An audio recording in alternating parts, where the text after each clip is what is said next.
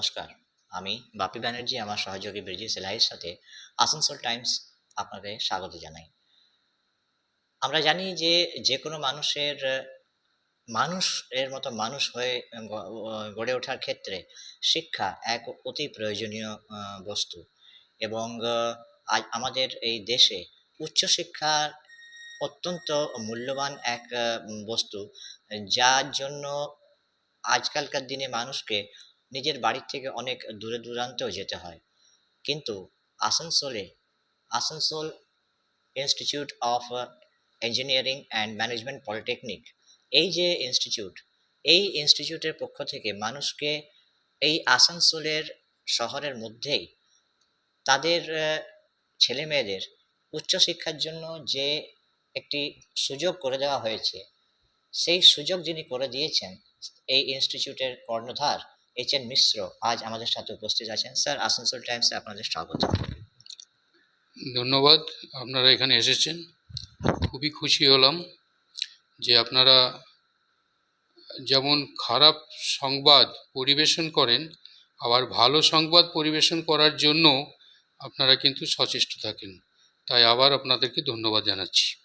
অবশ্যই স্যার, মানে যেকোনো সমাজের যেকোনো ভালো এবং খারাপ দিক তুলে ধরাই আমাদের কাজ, এবং আমরা মনে প্রাণে চাই যেন আমরা ভালো দিকগুলো তুলে ধরতে পারি, যাতে আপনার মতো মানুষের কাছ থেকে আরো মানুষেরা অনুপ্রেরণা পায়। তো এই যে ইনস্টিটিউট, এই উচ্চশিক্ষার যে ইনস্টিটিউট, এই ইনস্টিটিউটের যদি আমরা গোড়ার দিকে একটু যাই, যদিও মোটামুটি এই ইনস্টিটিউটের ইতিহাস সম্বন্ধে সবাই ওয়াকিবহাল আছেন, তাও যদি ইনস্টিটিউটের গোড়ার দিকে একটু যাই, তো কিভাবে এটা শুরু হলো? হ্যাঁ, ঠিকই বলেছেন, খুব ইন্টারেস্টিং। অ্যাকচুয়ালি আমি তো একটা কোম্পানির ডাইরেক্টর, যেটা Mishra associates development consultant private limited. বহু বছর, গত 35 ইয়ার্স ধরে আমি রিয়েল এস্টেটের সঙ্গে যুক্ত এবং করে যাচ্ছি। সব মানুষদেরকে আমি শেল্টার দিচ্ছি, আবাসন দিচ্ছি। ভীষণ খুশি আছি এবং যারা নিয়েছেন তারাও খুশি আছে। ওই আবাসন তৈরির জন্য আমার কিছু জমির প্রয়োজন হয় সব সময়।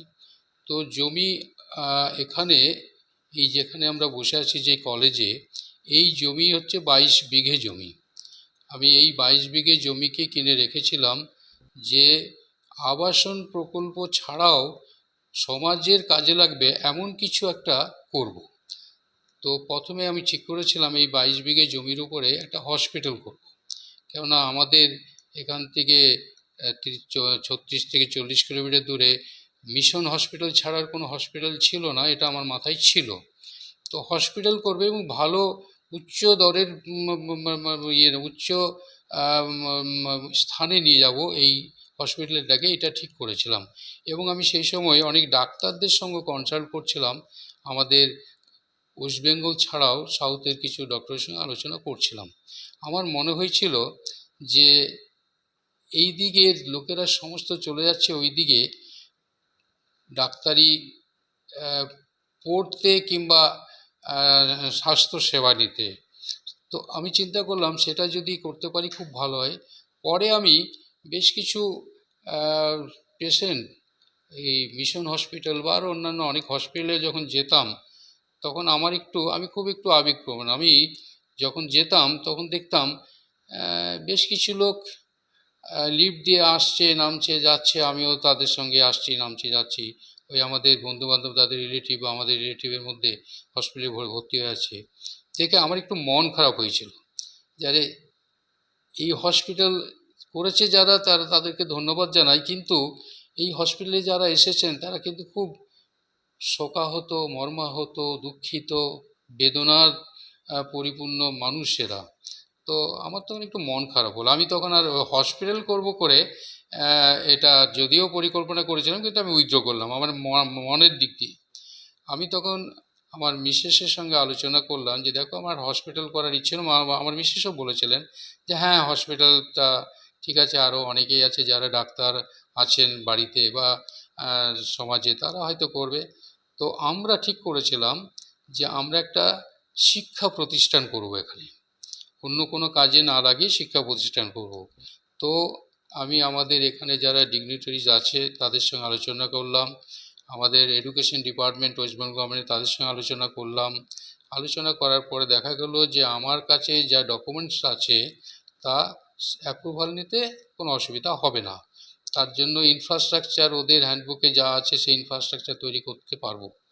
আমি লোকাল মিনিস্টার মাননীয় মলয় ঘটক মহাশয়, ওনার সঙ্গে আলোচনা করলাম যে আমি এখানে একটা কলেজ করতে যাচ্ছি, তো ফাইল বন্দি করেছি সমস্ত ডকুমেন্টস, সব কিছু নকশাও হয়ে গেছে। আপনি শুধু ফাঁকা মাঠে আরও সবাইকে নিয়ে একটু ফিতে কাটে ওপেনিংটা করে দিন যাতে আমি এগিয়ে যেতে পারি। তো উনি সঙ্গে সঙ্গে খুব খুশি হলেন। 2013 সালের 12ই আগস্ট মাননীয় মন্ত্রী মলয় ঘটক মহাশয়, এমএলএ মাননীয় Tapas Banerjee, chairman Asansol municipal corporation Amar Chatterjee মহাশয়, এইরকম আসানসোলের অনেক ব্যক্তিত্বপূর্ণ মানুষ সেদিন এসেছিলেন। তাদেরকে রিকোয়েস্ট করেছিলাম আসার জন্য, ওনারা জয়েন করেছিলেন, খুব খুশি হয়েছিলাম। আমার তখনই মনে হয়েছিল যে আমি এই প্রজেক্টটাতে সাকসেসফুল হয়ে যাব। তারপরে আমি ইনফ্রাস্ট্রাকচারের জন্য যা কিছু করলাম, আমাকে প্ল্যান পাস করলাম, প্ল্যান পাস করিয়ে আমি বিল্ডিং স্টার্ট করলাম। স্টার্ট করে আমি সমস্ত AICTE and state council, state government আর সেন্ট্রাল গভর্নমেন্ট সবাইকে ইন্সপেকশন করিয়ে দেখলাম যে আমাকে একবারই ইন্সপেকশন করে ওনারা অ্যাপ্রুভাল দিয়ে দিলেন। এবং সে বছর আর মাত্র 2 মাস বাকি, যদি 2 মাস পার হয়ে যেত তাহলে হয়তো স্টুডেন্ট আমরা ভর্তি করতে পারতাম না।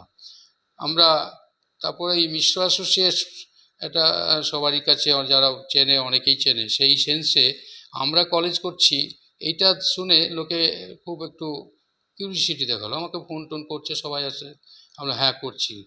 তো আমরা তো ভর্তি করতে শুরু করে দিলাম। আমরা প্রত্যেকটি স্টুডেন্ট দেখলাম যে আমাদের সেই বছর 80% স্টুডেন্ট ভর্তি হয়েছিল। পরের বছর একটু বাড়লো, এই করে করে করে করে এই বছর আমরা সব স্টুডেন্টকে ভর্তি করতে পেরেছি গত বছর। এই বছরও আশা করি সব স্টুডেন্ট চলে আসবে। আমাদের 5টা স্ট্রিম আছে, civil, mechanical, electrical, computer science and mining. এই 5টা নিয়ে আমরা পড়াচ্ছি। এখানে আমার মিসেস, উনি হচ্ছেন প্রিন্সিপাল ডক্টর লিসা মিশ্র। উনি আসানসোল ইঞ্জিনিয়ারিং কলেজ, ওখানে উনি 12 বছর পড়িয়েছেন অ্যাজ প্রফেসর, অ্যাসিস্ট্যান্ট প্রফেসর। তারপরে যখন আমরা নিজেরাই করতে গিয়ে দেখলাম যে না, আমরা এখানেই তো উনি এখানে খুব ডিসিপ্লিন এবং এডুকেশন এই দুটোকে উনি খুব ভালোভাবে স্ট্রিক্টলি ডিল করেন যাতে আমাদের স্টুডেন্টরা কোনো অসুবিধার মধ্যে না পড়ে, এবং ফ্যাকাল্টিদেরও মাঝে মাঝে ক্লাস নেওয়া হয় যে তারা পরের সপ্তাহে কী পড়াবে আর এই গত সপ্তাহে কী পড়ালো। এই যে দুটো, এই শনিবার শনিবার তাদেরকে আলোচনা হয়। আমাদের এখানে অ্যাডভাইজার একাডেমিক আছেন মিস্টার সিআর রাউত, এখানে ডিন অফ একাডেমিক আছে তন্ময় সিনহা, এখানে এক্সাম ইনচার্জ আছেন রানা চক্রবর্তী স্যার। এরকম অনেক ফ্যাকাল্টি আছেন যারা খুবই অভিজ্ঞ এবং শিক্ষিত। তাদের কাছে আমি যখন যে কোনো ব্যাপারে আলোচনা করতাম তারা কিন্তু খুব স্যাটিসফ্যাক্টরি রিপোর্ট দিত প্রত্যেকটা ম্যাটারে। আমার খুব ভালো লাগতো যে এই সমাজের বুকে যদি আমি এই কলেজটা করেছি তাহলে আমি সাকসেসফুল হলাম। এই জন্যই হলাম যে এই অঞ্চলের বা এই অঞ্চলের বাইরে যারা সত্যিকারের বাইরে চলে যাচ্ছিল লেখাপড়া করতে, তাদের ট্রান্সপোর্টিং কস্ট, হস্টেল ফিস এগুলো অনেক বেশি।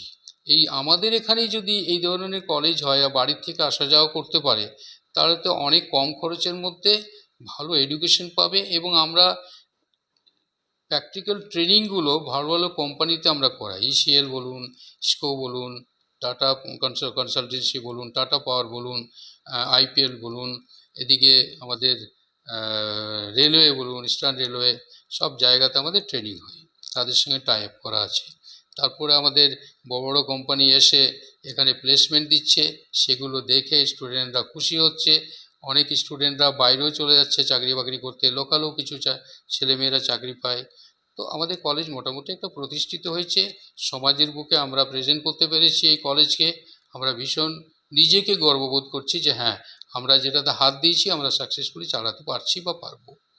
এছাড়াও আমরা একটা নার্সিং কলেজ করলাম এই 2022 সালে।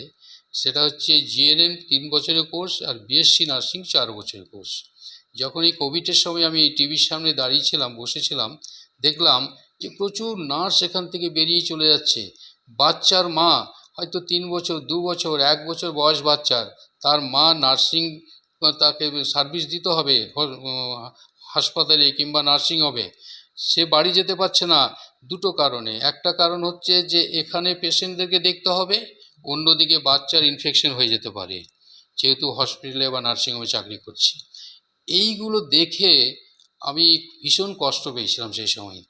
এই এত এত নার্স এখান থেকে বেরিয়ে চলে গেল, ওই সাউথে চলে গেল কিংবা ইস্টার্ন ইন্ডিয়ার ওই সিকিম টিকিমে চলে গেল। আমাদের এই ওয়েস্ট বেঙ্গলের এই অঞ্চলটাতে প্রচুর একটা গ্যাপ তৈরি হয়ে গেল। তখনই আমার মনে হলো যে আমরা একটা নার্সিং কলেজ করি। তো আমার এই বিশেষ ডক্টর লিসা মিশ্র, ওনার সঙ্গে আলোচনা করলাম। উনি এক বাক্যেই আমাকে সমর্থন করলেন যে হ্যাঁ, তুমি ভালো ডিসিশন নিচ্ছ, একটা নার্সিং কলেজ হলে এই অঞ্চলের মেয়েরা, ছেলেরা খুব খুশি হবে এবং সত্যিকারের শিক্ষিত হবে। তো আমি ওটাও করেছি।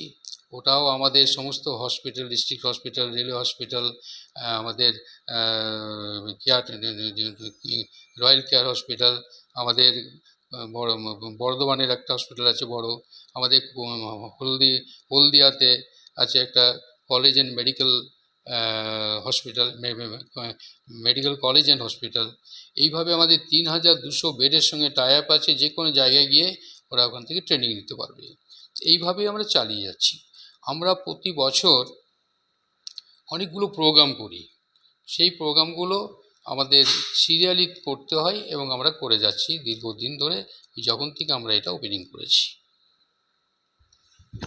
আপনি বিভিন্ন প্রোগ্রামের কথা বললেন এবং আপনি নার্সিং কলেজের আমার যে প্রশ্ন ছিল আপনি আহ, ওটাও টাচ করলেন। এবার আপনি যে প্রোগ্রামের কথা বললেন, আপনি এগুলো তো আপনি বললেন যে শিক্ষাগত ব্যাপারটা আপনি যেভাবে এগিয়ে নিয়ে চলেছেন, এই অঞ্চলের মানুষকে একটা উচ্চশিক্ষার স্কোপ আপনি দিচ্ছেন। তার সাথে সাথে আমরা জানি আপনি আপনাদের প্রতিষ্ঠানে যে সামাজিক দায়িত্ব পালন, সেই বিষয়ে আপনি যথেষ্ট সচেতন। সেই বিষয়ে আমাদের একটু জানান। দেখুন, আমরা কলেজ থেকে নানা প্রোগ্রাম করি।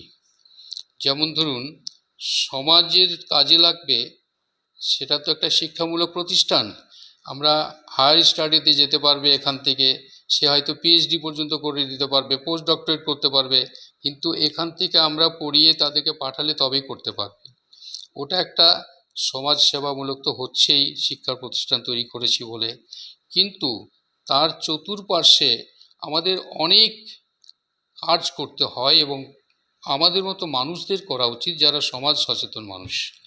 আমরা যখন কোভিড হয়েছিল তারও আগে আমরা অনেক কিছু করেছিলাম। কোভিডের সময় আমরা এখানে প্রচুর লোককে বিনা পয়সায় ভ্যাকসিনেশন করেছিলাম, ভ্যাকসিন দিয়েছিলাম। তখন একটা ভ্যাকসিনের দাম ছিল 900 টাকার মতো। আমি এখানে প্রায় 450 আশেপাশের গ্রামের লোকদেরকে ডেকে আমার এই ক্যাম্পাসের মধ্যে 6 ফিটের ডিস্টেন্স, হয়তো দেখবেন এখানে গিয়ে যে এক একটা সার্কেল করা আছে 6 ফুট দূরে দূরে, খুব ডিসিপ্লিন মেনটেন করে আমাদের ফ্যাকাল্টি গ্রুপ আমরা সবাই মিলে থেকে ওই ভ্যাকসিনেশনটা করতে পেরেছিলাম এবং সমাজের কাজে লেগেছিল। আমরা অনেক সময় চতুর্দিকে এই নার্সিং কলেজ থেকে আরম্ভ করে এই কলেজ, আমরা ফ্রি চেক আপ ক্যাম্প করি, হেলথ চেক আপ করি, আই চেক আপ করি এবং ব্লাড ডোনেশন ক্যাম্প করি।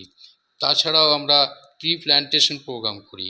এছাড়াও ক্ষুধার্ত মানুষ, তাদেরকে কী করলে ঠিক হবে বলে আমরা লায়ন্স ক্লাবের থ্রু দিয়ে অনেকগুলো প্রোগ্রাম করি। এরকমভাবে প্রতি বছর অনেক রকমের প্রোগ্রাম হয়, বললে হয়তো একটা বিরাট বড় লিস্ট হয়ে যাবে। তো আমরা বেশি মানে করার চেষ্টা করি, যতটা পারি আমরা নিশ্চয়ই করি। অবশ্যই আমরাও এই বিষয়গুলো অবগত আছি যে এইচ এন মিশ্রা মহাশয় তার প্রতিষ্ঠানের পক্ষ থেকে এবং ব্যক্তিগতভাবেও যে সমস্ত সামাজিক কাজকর্ম করে যাচ্ছেন। এবার আসি একটু ফিউচারে। আপনার এমন কোনো স্পেসিফিক ফিউচার পরিকল্পনা আছে যে আহ, শিক্ষার বিষয় নিয়ে বা অন্যান্য কোনো বিষয় নিয়ে কোনো স্পেসিফিক ফিউচার প্ল্যানিং আছে আপনার? হ্যাঁ, দেখুন, আমাদের অ্যাকচুয়ালি এই গত বছর থেকে আমরা এনবিএ, ন্যাশনাল বোর্ড অফ অ্যাক্রিয়েশন, এটা আমরা আজ 3-4 দিন হলো পেয়ে গেছি এই সার্টিফিকেট, যেটা চট করে কোনো কলেজ পায় না। ওয়েস্ট বেঙ্গল হয়তো একটা কি দুটো কলেজ আছে, আমরা খবর পেয়েছি, আমরাও অ্যাপ্লিকেশন করেছি এবং আমরা খুব সহজেই প্রথম বছরই পেয়ে গেলাম। ওনারা এসেছিলেন দিল্লি, মুম্বাই এবং সাউথের কাছ থেকে।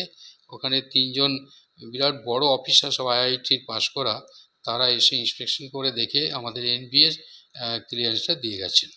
এরপরে আমরা এনবিএ হলে আমরা নানা কোর্স নিতে পারি, না ইনটেক বাড়াতে পারি। আমাদের ইনটেক এখন 60টাতে প্রত্যেক এতে রেস্ট্রিক্টেড ছিল, আমরা এখন যত খুশি তত স্টুডেন্ট বাড়াতে পারি যদি স্টুডেন্টের চাহিদা থাকে।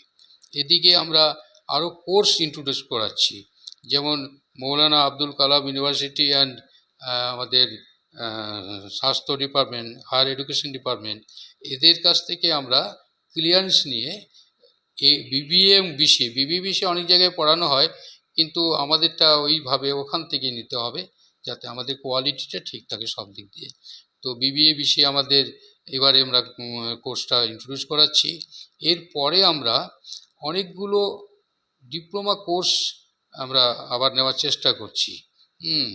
সেগুলো যদি এসে যায় তাহলে এখানকার স্টুডেন্টরা আরও একটু বেশি অন্য সাবজেক্টের উপর পড়াশোনা করতে পারবে এবং দেশ বিদেশে কাজও করতে পারবে। এই সেন্সে আমরা অ্যানিমেশন, গ্রাফিক ডিজাইন এইসবের কোর্সগুলো চিন্তা করছি, কিছু মেডিকেলের উপরে চিন্তা করছি। এছাড়া আমরা হয়তো আমরা আগামী 2 বছরের মধ্যে কোনো সাবজেক্টের উপরে, আমাদের ইলেকট্রিক্যাল, মেকানিক্যাল, কম্পিউটার সায়েন্স তো আছে, হতে পারে আমরা ওটার উপরে বিটেকের চিন্তা করছি, হয়ে যাবে। তাতে এখানের থেকে যারা অন্য কলেজে ভর্তি হচ্ছে বিটেক পড়বার জন্য, তাদেরকে হয়তো আর যেতে হবে না, কেন ওদের স্টুডেন্টদেরই ডিমান্ড আছে, স্যার এই কলেজে আমরা যদি উচ্চশিক্ষাটা করে নিতে পারতাম, বিটেক করে নিতে পারতাম, তাহলে আর অন্য কলেজে ভর্তি হতে হয় না। তাই আমরা সচেষ্ট চেষ্টা করে যাচ্ছি, দেখি হয়ে যায় তো করে নেব। মানে এটা বলা যায় যে আপনারা ক্রমাগত আপনাদের যে দিগন্ত সেটাকে আরো উন্মোচিত, আরো বিস্তৃত করে চলেছেন, এবং এটা আমাদের এই শিল্পাঞ্চলের মানুষদের জন্য একটি সুখবর যে এনারা এক জায়গাতে, যে জায়গাতে এনারা পৌঁছে গেছেন সেখানে তারা থেমে নেই, তারা তাদের দিগন্তকে আরো বিস্তৃত করে করার চেষ্টা করে চলেছেন, এবং তারা তাদের দিগন্ত যত উন্মোচিত করবেন, যত বিস্তৃত করবেন, আমাদের এই শিল্পাঞ্চলের মানুষের তত ভালো। স্যার, আসানসোল টাইমসের পক্ষ থেকে আপনার সমস্ত ফিউচার এন্ডেভারের জন্য অনেক অনেক শুভেচ্ছা রইল। এভাবেই আপনি এগিয়ে চলুন, যেভাবে আপনি এগিয়ে চলেছেন তাতে এই শিল্পাঞ্চলে মানুষের অনেক লাভ হচ্ছে।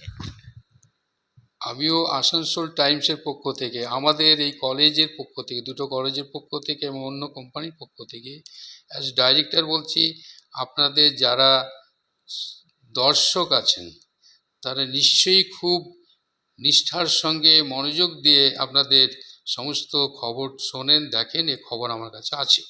তাই আমার খুব ভালো লাগলো যে আপনারা আসানসোল টাইমসের পক্ষ থেকে আজকে সবসময় আপনারা খারাপ অনেক ভালো নিউজ পরিবেশন করেন, এবং আমাদের এই গলির মধ্যে একটা এডুকেশনাল ইনস্টিটিউশন আছে, আপনাদের চোখে সবসময় যে আছে, আপনারা এখানে এসেছেন, সেই জন্য আপনাদেরকে আমি ধন্যবাদ জানাই, অশেষ ধন্যবাদ জানাই। আপনাদের দর্শক প্রচুর বেড়ে যাক, যারা এই ধরনের সেবামূলক নিউজ পরিবেশন করেন তারা সত্যিকারেরই সমাজের একটা চতুর্থ স্তম্ভ নয়, তার চেয়েও আমার মনে হয় আরও কিছু যদি বলা যায় তো কিছু কম হবে না। ধন্যবাদ। অবশ্যই, থ্যাংক ইউ স্যার। আপনার এই কথা আমাদেরকে আরও ভবিষ্যতে প্রেরণা যোগাবে, এবং অবশ্যই আসানসোল টাইমসেও আমরা চেষ্টা করি যে আমরা সমাজের সদর্থক, সার্থক, পজিটিভ দিকগুলো তুলে ধরি। তো আজকে আমরা কথা বললাম এইচ.এন. মিশ্র মহাশয়ের সাথে, এইভাবে সমাজের আরও বিশিষ্ট ব্যক্তিদের সাথে আলাপচারিতায় আমরা মেতে উঠব, এবং আসানসোল টাইমসে এই ধরনের ব্যক্তিত্বদের সাথে আপনাদেরকে মুখোমুখি করাবো। আজকের জন্য নমস্কার। हमारा अपना शहर आसनसोल, इसे स्वच्छ और निर्मल रखने की जिम्मेदारी हमारी है। आसनसोल पौरसभा শহরকে সুন্দর এবং নির্মল করতে বদ্ধপরিকর। পৌরসভার এই চেষ্টায় সুনাগরিক হিসেবে আমাদেরও কিছু কর্তব্য আছে। यहाँ वहाँ प्लास्टिक फेंकना, थूकना, गंदगी फैलाना, ऐसी कुछ आदतें हैं जिनका त्याग करना हमारे साथ साथ हमारे शहर के स्वास्थ्य के लिए भी बेहद जरूरी है। তাই আসুন আমরা প্রতিজ্ঞা নিই, যেখানে সেখানে আবর্জনা ফেলবো না, ধূম্রপান ত্যাগ করব, শহরকে दूषण मुक्त करते गाछ लगाबो और अपने शहर आसनसोल को बनाएंगे स्वच्छ, सुंदर और निर्मल। आसनसोल नगर निगम द्वारा जनहित में जारी।